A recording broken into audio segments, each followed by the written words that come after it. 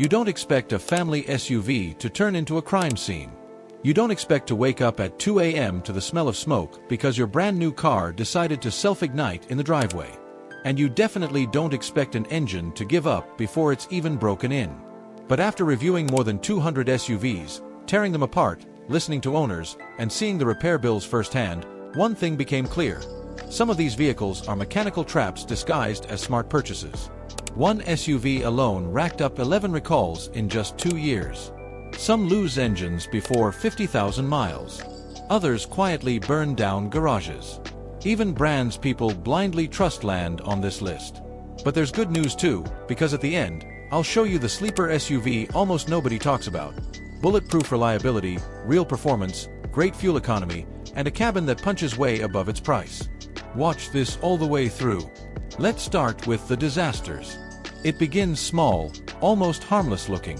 The Ford EcoSport is the kind of SUV that feels like it was designed, abandoned, and then accidentally released years later. The shape already felt outdated the day it launched, but what's under the hood is where the real disappointment lives. That tiny 3-cylinder engine struggles like it's pulling a trailer everywhere it goes. Merging onto highways feels like negotiating with fate. Inside, space is so tight it makes economy cars feel generous. Rear passengers fold themselves into uncomfortable positions, cargo room barely swallows groceries, and the tech feels frozen in another decade. The screen reacts with painful delay, the backup camera looks like old surveillance footage, and fuel economy, the one thing this SUV should excel at, simply doesn't deliver. Worse, timing belt failures arrive early and expensively, turning cheap used listings into financial traps. Ford quietly walked away from it, and you should too. Then comes something bigger, louder, and somehow even more disappointing.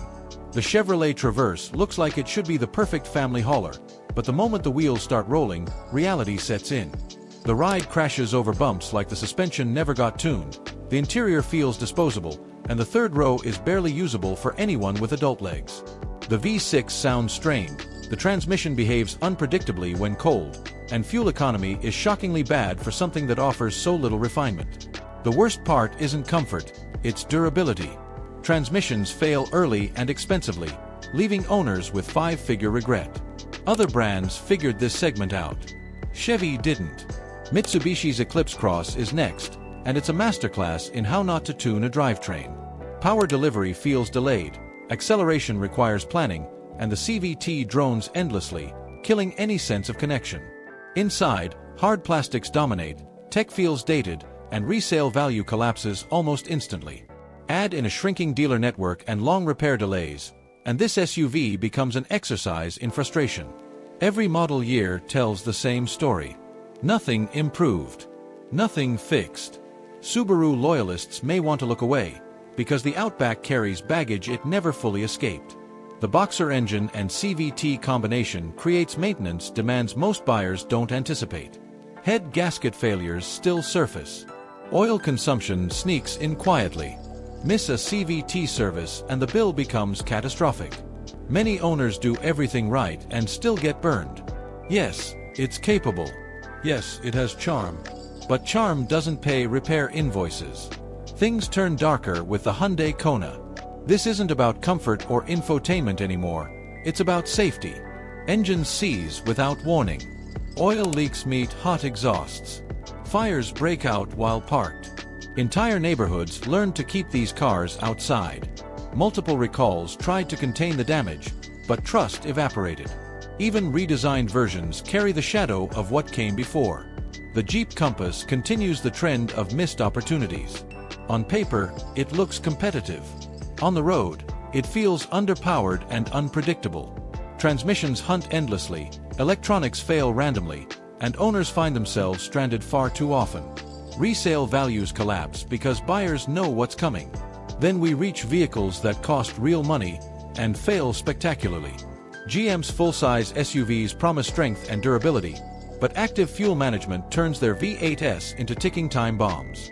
Lifter failures don't just inconvenience owners, they destroy engines from the inside out. Repairs climb into 5 figures on vehicles that shouldn't even be thinking about failure yet. Badge engineering strikes again with the Dodge Hornet. Fast depreciation, endless recalls, unreliable powertrains, and parts delays turn excitement into regret. It doesn't feel like a Dodge, doesn't deliver Italian precision, and satisfies nobody.